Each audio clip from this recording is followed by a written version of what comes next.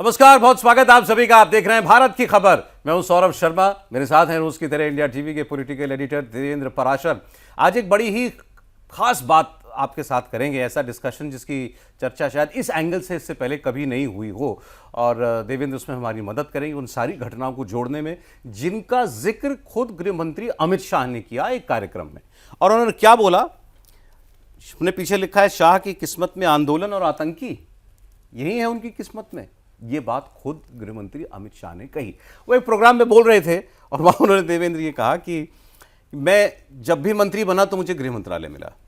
गुजरात में रहे कई साल, गृह मंत्री रहे, और दिल्ली में जब आए 2019 से ही ना गृह मंत्री बने। तो उन्होंने कहा जब भी सरकार में रहा, मैं राज्य में या केंद्र में, तो मैं गृह मंत्री बना। ठीक, और गृह मंत्री बनने के बाद मेरी किस्मत में आंदोलन आए। पहले उन्होंने बोला आंदोलन ही आए, फिर पॉज लिया, और आतंकवादी। तो कितना लोडेड स्टेटमेंट है ये उनका खुद का, कि मेरी किस्मत में आंदोलन और आतंकवादी ही आए, और मैं उन्हीं से जूझता आया हूं, आंदोलनों से जूझता आया हूं, और आतंकवादियों से लड़ता, उनका खात्मा करता आया हूं। अब आप 2019 से अभी तक ही देख लीजिए, अगर आंदोलन ही आए हैं, अमित शाह के गृह मंत्री होते हुए आए हैं, CAA-NRC का आंदोलन, किसान आंदोलन, छात्रों का आंदोलन, 3 तो ये बड़े आंदोलन हमें दिखाई दे रहे हैं, और इसके अलावा छोटे मोटे और जगह जाट आंदोलन, ये वो कई सारी चीजें उससे पहले भी आई थी। मतलब 2014 के बाद देखें तो राष्ट्रीय अध्यक्ष रहते हुए, गृह मंत्री रहते हुए बहुत सारे आंदोलनों में। और आतंकवादी, तो आतंकवादी घटनाएं वैसे तो इस सरकार में कम हुई हैं, लेकिन जो भी हुई हैं, दिल्ली में भी लाल किले वाला विस्फोट हुआ, पहलगाम वाला आतंकवादी हमला हुआ, इसकी अगर आप बात करें, कश्मीर में इसके अलावा और जो कुछ कभी कभी कुछ होते आए हैं, गुजरात में आतंकवादी खात्मे की कई कहानियां हैं जो अमित शाह के साथ जुड़ी हुई हैं। उनसे जुड़े बहुत सारे विवाद भी हैं जो उनके जीवन के साथ जुड़े हुए हैं, जो विरोधी उनके आज तक उठाने का प्रयास करते रहे हैं। तो किससे शुरू करना चाहेंगे आप, आंदोलनों से या आतंकवादियों से? निश्चित तौर पर स्टार्ट से देखें, जब उनको जिम्मेदारी मिली गृह राज्य मंत्री की, सौरभ, तो पहले ये बताइए कि इनका सरकार में आने का सफर जो है ये कैसे शुरू हुआ, ये कब से शुरू हुआ? मोदी जी के साथ ये किस रूप में जुड़े रहे थे? देखिए, मोदी जी के साथ तो आप समझ सकते हैं कि गुजरात के एक बूथ के कार्यकर्ता के तौर पे जब ये काम करते रहे हैं, तो नरेंद्र मोदी जी के साथ तो इनका संपर्क बहुत पुराना था, मोदी जी के मुख्यमंत्री बनने से बहुत पहले से। और वो फिर बूथ से आगे बढ़ते बढ़ते इस तरह से रहे, संपर्क रहा। मोदी जी इनमें 2 चीज़ देखते थे बहुत ज़्यादा। एक तो ये कि गजब के परिश्रमी, फैक्ट्स पे बात करने वाले, कोई लफाजी नहीं, जो कि आमतौर पे पॉलिटिक्स में बड़ी ज़्यादा रहती है। दूसरा, इंफॉर्मेशन इंटेलिजेंस शेयरिंग, जिस लेवल पर भी ये काम करते हैं, इन सब चीज़ों पे इनका बड़ा जोर रहा है हमेशा से। छोटी भूमिका में काम कर रहे हो तो वहाँ पर, बड़ी भूमिका में काम कर रहे हो तो वहाँ पर। तो ये सारी चीज़ें तो मोदी जी को ये समझ में आती थी कि ये एक तो हार्ड टास्क मास्टर हैं, इनको कुछ भी अगर दीजिए तो ये काम करा भी लेते हैं, और लोड लेने में के लिए भी तैयार रहते हैं। और मोदी जी का जो अप्रोच रहता है कि scientific approach, intelligence based approach, वो इनके अंदर भी ये था। गुजरात दंगों के बाद के हालात को अगर आप देखें तो सबसे बड़ी जिम्मेदारी, सौरभ, क्या थी उस समय गृह राज्य मंत्री अमित शाह जी पे, कि उस तरह के दंगे दोबारा ना भड़के, पुलिस पर भरोसा हो, और तीसरा कि जो भी इस तरह के लॉ एंड ऑर्डर को लेकर जो सिचुएशन क्रिएट हो, इसमें जो दोषी हों, उनको लेके आपका मैकेनिज्म ऐसा होना चाहिए कि उन्हें अंजाम तक पहुंचाया जाए, यानी कि अदालत से उनको सज़ा मिले। ये 3 चीज़ें ऐसी थीं जो कि बड़ी जिम्मेदारी के तौर पे आप समझ सकते हैं कितनी बड़ी जिम्मेदारी थी। और सिर्फ यही नहीं, उनके पास बाकी दूसरे जो मंत्रालय भी, सौरभ, भी थे ना, वो सब अगर आप देखेंगे तो वो चैलेंजिंग जैसे ही रहे। पार्लियामेंट्री अफेयर्स, हाउस को आपको मैनेज करना, ये सारी चीज़ें। प्रोहिबिशन, गुजरात में आप समझ सकते हैं कि बहुत बड़ा इशू था, बहुत बड़ा इशू था। अच्छा, वो यही देखते थे। हाँ, ट्रैफिकिंग, ठीक। तो ये सारी चीज़ें आप देखें तो सब में, ट्रैफिकिंग में आप समझे कि उसके हाईवे पे अपराध भी, दुर्घटना, ये सारी चीज़ों को कैसे आपको कंट्रोल करना है, उन सबको एक एक करके इन्होंने लगातार कोऑपरेटिव भी देखते थे। कोऑपरेटिव यहाँ मेनली ज़्यादा देखे, बल वहाँ भी इन्वॉल्व थे, वो इनके इंटरेस्ट का चीज़ है। अच्छा, ये चीज़ें जो अमित शाह जी देख रहे हैं, उससे बहुत सारे लोगों को ये लगेगा कि ये सारे सब्जेक्ट ही उनके दिल के करीब हैं, जबकि ये सब्जेक्ट जितने उनके दिल के करीब हैं, सौरभ, ऑर्गेनिक फार्मिंग भी उनके दिल के उतने ही करीब है। अच्छा, कोऑपरेटिव मूवमेंट भी उनके दिल के उतना ही करीब है। इंडियन आर्ट एंड कल्चर, भारतीय सभ्यता, संस्कृति, धर्म, अध्यात्म, ये भी उनके दिल के उतना ही करीब है। स्पोर्ट्स भी उनके दिल के उतना ही करीब है, खासतौर पे क्रिकेट।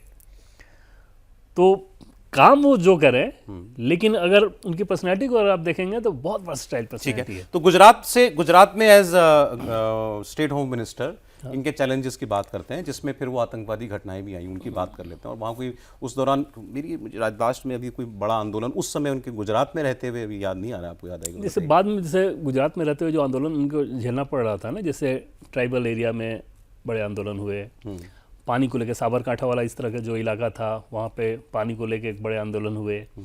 तो इस तरह के जब प्रोटेस्ट होते थे, वो डैम वाला मेधा पाटेकर मेगा वाला। पाटकर, हाँ, तो इस तरह की चीज़ें लगातार वहाँ होती थी। और वहाँ इनका ज़्यादा अप्रोच ये रहता था कि बात करो, कमेटी बनाओ, फिर उसको आगे कमेटी के थ्रू बातचीत करके उनको समझाने की कोशिश करो। ये देखिए आप, जब सिंगूर के बाद जब वहाँ पे टाटा नैनो गया, वहाँ पे बहुत सारे लोगों ने फिर वहाँ विरोध करना शुरू किया ज़मीन को लेके। ये निरमा के प्लांट को एक लेके, महुआ निरमा प्लांट वो बहुत ज़्यादा चर्चित हुआ था आंदोलन उस समय जब ये हुआ था, वो बहुत आंदोलन। तो अलग अलग हिस्सों में लगातार इश्यूज अलग रहते थे, लेकिन वो चैलेंजेस आते थे और अल्टीमेटली हैंडल यही करते थे। और मुझे लगता है जब ये दिल्ली भी आ गए तब भी गुजरात में जो आंदोलन हुए वो भी इन्होंने हैंडल किए। वो वाला हार्दिक पटेल वाला कितना बड़ा आंदोलन था। अभी जो लोगों को याद नहीं होगा, या जो यंग पॉलिटिकल स्टूडेंट्स होंगे उनको भी शायद याद ना हो, क्योंकि हमारे आंखों के सामने गुजरी बातें हैं। आज आप जिस छात्र आंदोलन को देख रहे थे ना दिल्ली में, ये तो चूंकि पार्लियामेंट से 2 किलोमीटर की दूरी पर जंतर मंतर पर हो रहा था, इसका इम्पैक्ट इसीलिए इतना बड़ा हो गया। वरना गुजरात में जो आंदोलन हार्दिक पटेल ने किया था, जो 3 आंदोलन हुए एक साथ, हार्दिक पटेल, जिग्नेश मेवानी और वो तीसरे जो थे, क्या नाम उनका, मैं भी नाम का नाम भूल रहा हूँ, तीनों जाति के आंदोलन, उसमें जिग्नेश मेवानी को छोड़ के बाकी दोनों आ गए बीच, अल्पेश ठाकुर, तीनों जाति से जुड़े हुए आंदोलन थे। और उसको हैंडल करना, और उस वक्त शायद दिल्ली में ये मंत्री नहीं हुए होंगे, तो ये नहीं तो पार्टी के अध्यक्ष होंगे, राष्ट्रीय अध्यक्ष। हाँ, आनंदीबेन पटेल शायद चीफ मिनिस्टर हाँ, थी। और इन सारी चीज़ों में ही सर अगर आप देखें तो एक बार फिर से पहले वाले अप्रोच को थोड़ा और समझें कि वहाँ पर देन क्या थी। जैसे ये सारे चैलेंजेस तो मैंने आपको बताया पुलिस के लिहाज से, लेकिन अगर आपने देखा कि इशरत जहाँ इनकाउंटर, सोहराबुद्दीन मामले में तो सीधे इनको लगातार टारगेट करने की, फ्रेम करने की कोशिश भी की गई। जब ये आतंकी घटनाएं लगातार हो रही थी, अहमदाबाद ब्लास्ट, अक्षरधाम वाले ब्लास्ट, ऐसे कई सारी चीज़ें हो रही थी सौरभ, तो उस कंडीशन में इनका जोर इस बात पर था। और उस समय आप देखें तो फॉरेंसिक लेबोरेटरी नहीं हुआ करती थी, इनका जोर इस बात पर था कि ठीक है आप आतंकी के मानने की आप पकड़ लेंगे, फिर उसके बाद कोर्ट से जाके वो बरी हो जाए। कुछ ऐसे हुए भी मामले। तो फिर कैसे ऐसा मैकेनिज्म आपको होना चाहिए कि पकड़े आप और फिर उसको जेल तक पहुंचाए। सबसे पहली बात कि इंटेलिजेंस आपके पास ऐसा हो कि ये घटना ऐसी ना हो, आप उसको वहाँ पे रोक सकें, डिटरेंस जिसे कहते हैं। दूसरा, अगर ये घटना हो गई तो फिर उसके बाद तमाम फॉरेंसिक जांच के आधार पर उसको आप न्याय तक पहुंचाएं। गुजरात सौरभ ऐसा अकेला राज्य उस समय हुआ कि फॉरेंसिक यूनिवर्सिटी तक उसने बताई। अच्छा। और पूरे देश में नहीं था वो। उस यूनिवर्सिटी का अगर आप देखें तो वो दुनिया में वो बताते हैं कि वो यूनिवर्सिटी पहली यूनिवर्सिटी ये है जो कि फॉरेंसिक यूनिवर्सिटी बनाई गई। और गुजरात का जो सिस्टम था इंटेलिजेंस का आतंकवाद को रोकने को लेके, वो दूसरे राज्यों से जब शेयर किया जाता था, केंद्र सरकार को भेजा जाता था, तो वहाँ पे कार्रवाई हो जाती थी। अच्छा। और वो इन्फॉर्मेशन गुजरात से आता था कि आपके इस राज्य में यहाँ पर ये आतंकी है, ये रियल टाइम डाटा है, ऐसे इसको पकड़िए, यहाँ ये कीजिए। सबके पीछे ये थे। ये जो आपने एक दो नाम लिए, क्योंकि वो हिंदुस्तान के, मैं कहता हूँ पूरे इंडिया के पॉलिटिकल हिस्ट्री के सबसे चर्चित एनकाउंटर्स हैं। पहला इशरत जहां का एनकाउंटर हुआ था। इशरत जहां और उसके 3 साथी, बताया गया कि ये लश्कर तैयबा से जुड़े हुए थे और ये नरेंद्र मोदी की हत्या का प्लान बना रहे थे। इनका एनकाउंटर गुजरात की एटीएस ने कर दिया। खूब विवाद हुआ, मामला अदालतों में चला, बाद में उसमें सब लोग बरी हुए। इसके कुछ वर्षों के एक साल के बाद ही शायद फिर वो एक गैंगस्टर था सोहराबुद्दीन शेख और उसका साथी तुलसी प्रजापति और सोहराबुद्दीन की पत्नी, इनका एनकाउंटर होता है। जहाँ इन दोनों का पहले हुआ, तुलसी प्रजापति का बाद में हुआ। उसमें भी यही हुआ कि ये भी नरेंद्र मोदी के उसके पीछे मतलब हत्या का इन्होंने इरादा बना रखा था। तो ये एनकाउंटर्स जो थे, ये इसके पीछे मतलब क्योंकि गृह राज्य मंत्री अमित शाह थे, तो इसलिए सीधे इनको जोड़ा जाता था और उसको फिर लेकर के अदालतों में इतने लंबे समय तक अभियान चले कि फ्रेम किया जाए किसी तरीके से। हालांकि वो सारे मामले जो हैं सबूतों के अभाव में सारे मामले खत्म हुए। सौरभ, और आप सोचिए कि राजनीतिक दबाव कितना ज़्यादा हो रहा था कि इनको लगातार ऐसे कंडीशन में जब आपके सामने चैलेंजेस हो कि देश में अलग अलग जगह पे आतंकी घटनाएं हो रही हैं, आपके राज्य में भी हो रही हैं, आप उस पर कार्रवाई कर रहे हैं, और वहाँ पर फिर पॉलिटिकल प्रेशर एकदम इस रूप में सामने आ रहा है कि, और पॉलिटिकल प्रेशर ऐसा कि न सिर्फ देश में बैठे लोग बल्कि विदेश से भी उस पर प्रेशर ग्रुप के तौर पे काम किया जा रहा। तो उन सारे चैलेंजेस के बीच पहले जब ये मंत्री थे तो इनकी पूरी लाइनिंग एकदम इस रूप में थी कि आप वही जो मैंने आपको लाइन बताया कि आप किस रूप में इसको कंट्रोल करना है और डिटेरेंस के तौर पे कैसे करना है। दूसरी चीज़ कि जब भी कहीं अनरेस्ट होता है तो ये स्वाभाविक तौर पे सौरभ सबसे पहले उसमें एक्टिव हो जाते हैं। अच्छा, कि क्या है इशू, क्या है, कैसे इसको हैंडल करना चाहिए, क्या क्या इशू है, कैसे बातचीत करना है।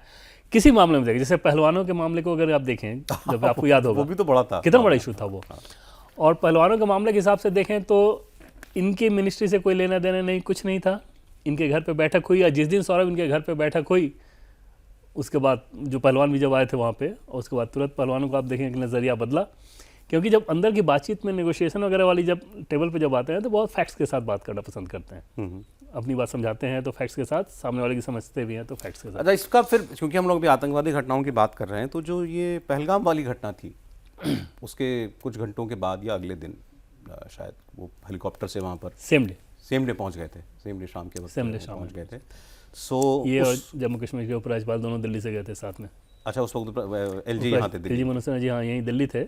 तो दोनों की बातचीत हुई, उसके बाद तुरंत ये हुआ कि हम साथ ही चलिए, तो बीएसएफ के हेलीकॉप्टर से दोनों गए थे वहाँ पे। और तो उसके बारे में ज़रा बताइए, उसके तुरंत बाद इनका लुकआउट क्या था, और बाद में याद कीजिए ऑपरेशन सिंदूर के भी बाद शायद उनके जो आतंकवादी थे वो ऑपरेशन महादेव में मारे गए थे।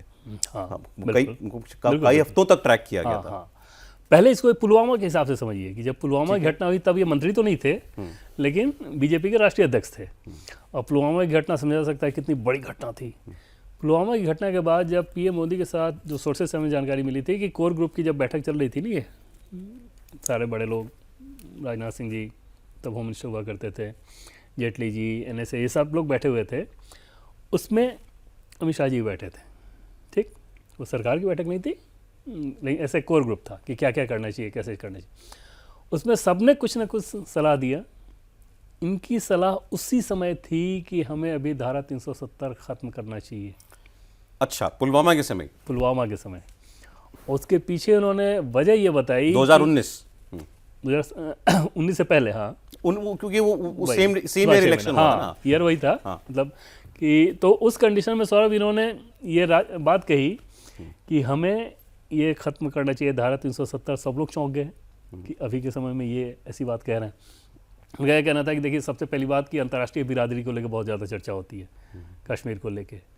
तभी किसी भी देश की हिम्मत नहीं है कि हमें कुछ समझाने की कोशिश करें। उनको पता है कि हम कितना चोट खाए हैं, तो हमें तो वो कुछ बोलेंगे ही नहीं, बोल ही नहीं सकते, और हमें उनकी सुनने की भी ज़रूरत नहीं।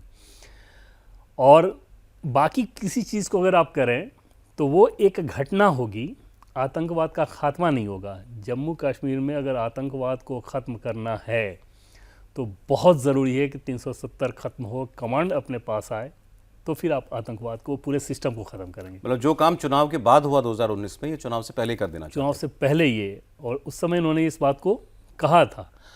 बाकी सारे लोग उसमें सहमत नहीं हुए कि नहीं ये तो ठीक नहीं होगा, ये नहीं होगा, वो इस तरह की चीज़ें। लेकिन ये तब भी ये कहते रह गए कि बाकी कुछ भी अगर आप करेंगे तो उससे फाइनल सोल्यूशन नहीं निकलना है, वो इसी से निकलना। अब जैसे उनको ये बात पता थी कि कश्मीर में जो पत्थरबाजी हो रही है वो 500-500 रुपये दे के छोटे छोटे बच्चों से पत्थर फेंकवाए जा रहे हैं, तो उनको ये समझ में आ रहा था कि अगर पत्थरबाजी आपको रोकनी है तो यही जो 500 रुपये जो दे रहे हैं ना, उनके सिस्टम को तोड़ना होगा। वो तभी होगा जब कमांड आपके पास है। वहाँ पे राज्य में किसी और की सरकार रहे, वो सरकार उन लोगों को अपीज करते रहे, वहाँ की पुलिस वैसे लोगों को, वैसे अधिकारियों को आगे बढ़ाए जो कि अलगाववाद के साथ हों, तो फिर कैसे आप कंट्रोल करेंगे। तो उस चीज़ में इन्होंने उसको रखा। और बाद में आप देखें तो जैसे गृह मंत्री बने केंद्र में ये, तो गृह मंत्री बनने के बाद इनका पहला दौरा ही था सौरभ जम्मू कश्मीर का, और वो इसी लिहाज से वो दौरा था कि 370 हटाने को लेके। भाई वो तो उस काम को लेकर तो ये अमर हो गए। वो तो इनके साथ तब हमेशा जब भी 370 की बात होगी तो नरेंद्र मोदी है प्रधानमंत्री, उनका तो श्रेय वो सब कुछ ही उन्हीं का है, लेकिन इनका नाम भी उसमें हमेशा और जिस तरीके का इनका उसमें इन्वॉल्वमेंट रहा था सौरभ, और जिस आप कह सकते हैं कि क्लिनिकल एक्यूरेसी के साथ काम करना, एक एक चीज़ को प्लान करना, कहाँ से कौन सी समस्या आएगी तो फिर उसके लिए हमारा कैसे रिस्पॉन्स होना चाहिए, उसके लिए हमारी क्या तैयारी होनी चाहिए। एक तरफ आर्मी, मतलब फोर्सेस को आप जोड़ लें, आर्मी, पैरामिलिट्री फोर्सेस, पुलिस से अगर रिटेलिएशन है तो उसको कैसे हैंडल करना है। इसके अलावा दूसरे राज्यों में अगर कोई समस्या आ रही है तो उसको कैसे हैंडल करना है, और पार्लियामेंट में अगर कोई समस्या है तो कैसे हैंडल करना है, और अगर कोर्ट में चैलेंज किया जाए तो वहाँ पर कैसे हैंडल करना है।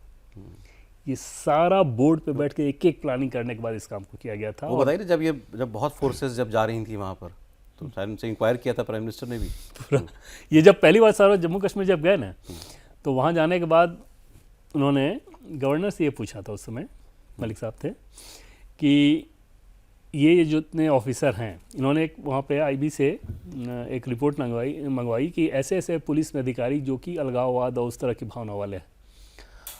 और उसके बाद उन्होंने कहा कि दिल्ली आने के बाद उन्होंने कहा कि सबका ट्रांसफ़र जम्मू कर दिया जाए। अच्छा। उस समय सौरभ कश्मीर में ये धारणा थी कि, धारणा क्या थी, हकीकत ये थी कि भाई कश्मीर में बड़े डिस्टर्बेंस हो, जम्मू एकदम शांत है। और कश्मीर के डिस्टर्बेंस में वहाँ पुलिस के वो अधिकारी जो कि एक्टिव थे, उनका भी रोल था। उनको जम्मू भेजने का मतलब था कि ये डिस्टर्बेंस आप जम्मू में भी क्रिएट करना शुरू करें। उन्होंने, गवर्नर ने ये बात पीएम को बताई। पीएम ने उसके बाद इनसे पूछा कि ऐसा ऐसा कहा है तुमने? उन्होंने बताया कि हाँ। पीएम ने पूछा वजह? उन्होंने जी मैं बताऊंगा आपको।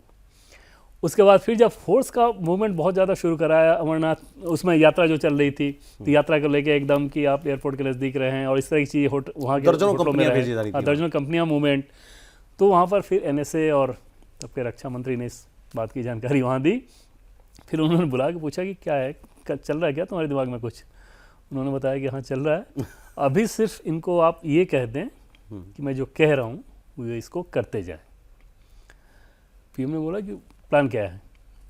तब इनका ये जवाब था सौरभ कि क्योंकि अभी मैं अपना प्लान बना रहा हूँ, तो अभी आपसे शेयर करना मेरे लिए उचित इस लिहाज से नहीं लग रहा है कि पहले मैं संतुष्ट हो जाऊँ, उसके बाद आपके सामने ला के रखूँ। अगर आप ग्रीन सिग्नल देंगे, गो अहेड कहेंगे, तो इस पर सरकार आगे बढ़ेगी, बाकी तंत्र आगे बढ़ेगा। अगर आप एक बार वहाँ मना कर देंगे तो फिर हम लोग 370 की तैयारियों को लेकर चल बोले कि पहले मैं तो निश्चिंत हो जाऊँ, मेरा होमवर्क पूरा हो जाए कि हाँ मैं ये कर सकता हूँ और इस तरीके से कर सकता हूँ। मेरी निश्चिंता के बाद आपको पूरी जानकारी दी जाएगी। उस काम को सर फिर पीएम ने कह दिया, ये सारी प्लानिंग हुई।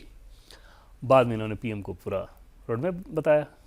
पीएम तो चाहते ही थे कि हाँ ये हो, धारा 370 हो, हटे, और इस तैयारी से उनको निश्चिंता हुई कि हाँ ये कर सकते हैं बतौर गृह मंत्री।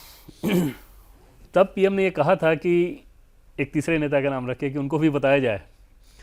तो जो हमें जानकारी है सौरभ की, अमित शाह जी ने गुजराती का एक उदाहरण देकर उनको बताया था कि गुजराती के उस कहावत का मतलब ये है कि 4 कान, जब तक कोई बात 4 कानों तक रहती है तब तक वो कॉन्फिडेंशियल रहती है।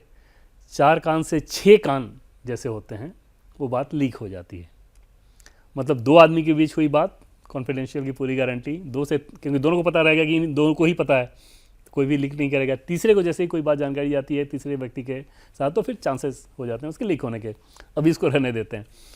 और पूरी सारी तैयारी सौरभ जब हो गई, और पूरे उस ऑपरेशन को अगर आप देखें तो जैसे देश के कानून मंत्री थे उस समय रविशंकर प्रसाद, उन्होंने साइन किया। उनको नहीं पता था कि बतौर कानून मंत्री एक सिग्नेचर करना होता है कैबिनेट में जाने से पहले। उनको ये नहीं पता था साइन करने से पहले कि वो किस चीज़ पे कर रहे हैं। बाद में उनको जानकारी दी गई कि किस चीज़ पर आप कर रहे हैं। सारे नंबर्स के इकट्ठा करना, कैसे कैसे कौन से नंबर्स आएंगे, किस दर से आएंगे। कई ऑपोजिशन पार्टीज के सांसदों को जंकेट पे भेज दिया गया, बाहर विदेश भेज दिया गया। पूरी प्लानिंग सोचिए सौरभ कि वो उस दौरान हो ही ना हो। हाँ, कि जिनको उस रूप में अगर आपको दिक्कत है तो। और ये जो अभी सीईसी हैं, मुख्य चुनाव आयुक्त, उस समय जॉइंट सेक्रेटरी होम मिनिस्ट्री में हुआ करते थे। और ये एडमिनिस्ट्रेटिव तौर पे आप समझ सकते हैं कि अमित शाह जी के सारे कमांड को ये लेके एग्जीक्यूट करते थे। एक बड़े दल के चीफ विप को घर जाके मनाया था इन्होंने, वो भुवनेश्वर कलिता जी। अच्छा। उस समय कांग्रेस पार्टी के चीफ विप थे, और हेमंत विश्व शर्मा जी को इन्होंने बुलाया। और हेमंत विश्व शर्मा जी ने उस समय पूछा, बोला कि कल आता हूँ। तो बोले नहीं, आज ही आ जाओ चार्टर लेके। और कहो तो यहाँ से चार्टर जाएगा। तो उन्होंने पूछा कि बहुत अर्जेंट है क्या? इनका इधर से जवाब था कि एकदम अर्जेंट है और आज ही आओ। तो हेमंत विश्व शर्मा जी ने बाद में बताया कि ऐसा लगा कि लाइफ एंड डेथ वाला मामला है, तो जाना ही जाना है। यहाँ आने के बाद उनको बताया गया कि ऐसे ऐसे चलना है भुवनेश्वर कलिता जी के पास, और ये वजह है। इस पर उनको बात करनी है। और कि आप सौरभ सहयोग करें इसमें। अब सहयोग करें, इसमें देश के लिए अच्छा हो रहा है, इसमें किसी पार्टी के लिए अच्छा नहीं हो रहा है, देश के लिए ज़रूरी है। और जब वो निकल रहे थे तो उनको ये समझ में आया कि जैसे पूरा काफिला अगर गृहमंत्री का जाए तो काफिला जाने के बाद आप समझ सकते हैं सबको पता चल जाएगा, फिर कहाँ जा रहे हैं, भुवनेश्वर कलिता जी के आसपास के घर के लोगों को पता चलेगा, वहाँ जो गार्ड है उनको पता चलेगा इधर उधर। तो वहाँ उस समय जो इनके पास जो ऑफिसर थे इनके सिक्योरिटी वाले पैरामिलिट्री फोर्सेस के डीएसपी रैंक के अधिकारी हैं, उनकी चाबी ली और उनकी गाड़ी से ये दोनों गए वहाँ पर भुवनेश्वर कलिता जी के घर। अब वो आप समझ सकते हैं कलिता जी ने रास्ते में उन्होंने बता दिया था कि किस लाइन पे कैसे बात करनी है। वहाँ जाने के बाद वो देखे तो एकदम से सन्न कलिता जी के ऐसा क्या हो गया कि होम मिनिस्टर मेरे घर आया होम है। मिनिस्टर और हेमंत बिस्वा शर्मा दोनों मेरे घर आ गए। ये कहीं वॉशरूम वगैरह के लिए थोड़ी देर के लिए गए, जानबूझ के हटे हो गए कि तब तक इनकी बातचीत हो जाए, हेमंत बिस्वा शर्मा उनसे बात कर लें। हाँ, और जो भी उनके टर्म कंडीशन हो ये अपना करके बात करके समझा लें। उन्होंने बात की, वो लौट के आए, उसके बाद उन्होंने बताई ये बात कि ये सहमत हैं कि देश के लिए अच्छा हो रहा है। और सौरभ भुवनेश्वर कलिता जी ने वाकई उस समय सिर्फ यही कहा था, मैं दूसरी पार्टी का हूँ, क्योंकि देश के लिए काम बहुत अच्छा हो रहा है तो मैं अपने आप को इसमें रोक नहीं सकता, मैं इसमें बिल्कुल शामिल होना चाहूँगा और जैसे सहयोग की ज़रूरत है मैं करूँगा और मुझे और कुछ नहीं चाहिए। एक होता है ना कि मुझे केंद्र में मंत्री बना दें, ये करा दें। स्वाभाविक तौर पर हेमंत बिस्वा शर्मा को बोला था कि राज्यसभा तो आपका कंटिन्यू रहेगा और उस रूप में वो नंबर से आया। उसके पीछे आइडिया ये था कि अगर चीफ व्हिप ही दल बदल कर ले तो व्हिप लागू किस पे होगा।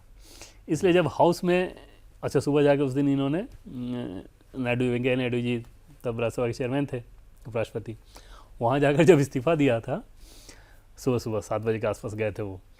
बाद में जब हाउस में उन्होंने अनाउंस किया तो कांग्रेस पार्टी के नेता एकदम ऐसे पीछे हट के, हाउस में आप देखेंगे उस समय इस्तीफा दे दिया कि दिखे ही नहीं और अनाउंस हो रहा है इस्तीफा, चीफ व्हिप से इस्तीफा दिया था। हाँ, तो जब चीफ व्हिप से ही इस्तीफा दिया तो फिर कहाँ, अब उस समय तुम किसको चीफ व्हिप बनाओगे, तो हो गया ना, हाँ बिल उसमें रखा जा चुका है। तो ये सारी प्लानिंग आप समझ सकते हैं कि किस लेवल की प्लानिंग रही होगी उसको करने में।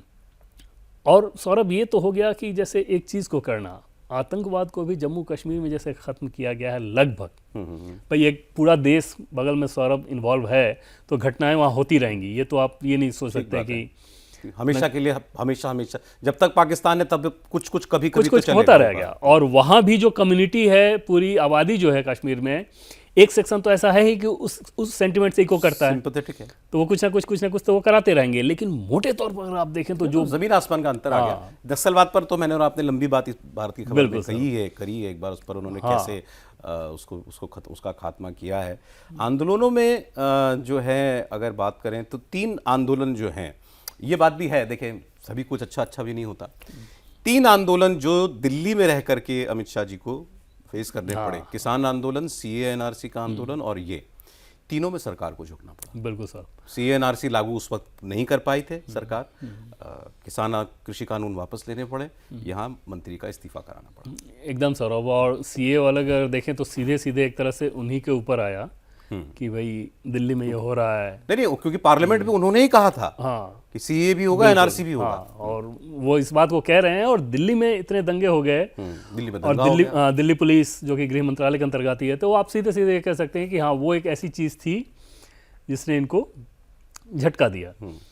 उसमें सौरभ इनके काम करने के तरीके को देखें, उन झटकों को अगर आप देखें तो ये पब्लिक परसेप्शन पे बहुत ज़्यादा जानने वाले नेताओं में नहीं है।